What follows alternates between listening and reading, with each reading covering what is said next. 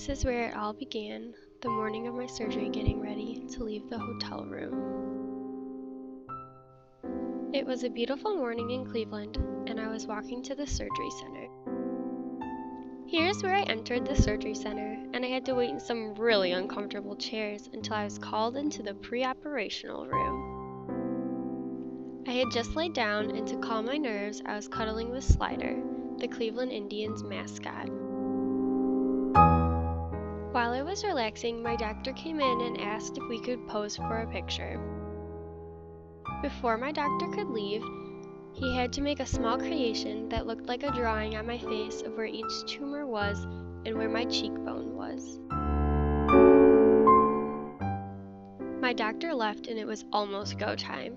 My family thought it would be funny to get a picture with me in all of my hospital gear before I went into surgery. They also wanted to remember this day because they all came out of town just to see me. I felt like I could not get away from people the day of my surgery. This is Ashley, and she is my child life specialist.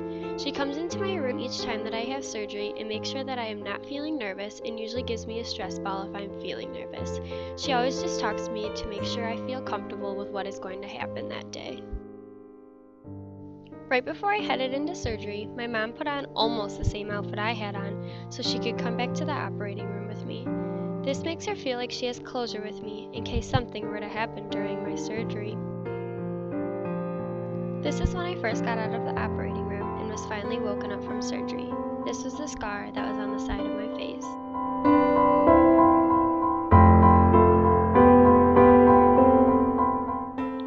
After I had gotten enough sleep from my surgery, I had a number of people bring me gifts, and I was finally able to open them. This was an extremely exciting day for me to not have to think about the pain I was enduring for just a little bit. After 2 nights of staying at the hospital, I was finally able to leave. Although I was not able to go home, I had to stay at the Ronald McDonald House for about a week.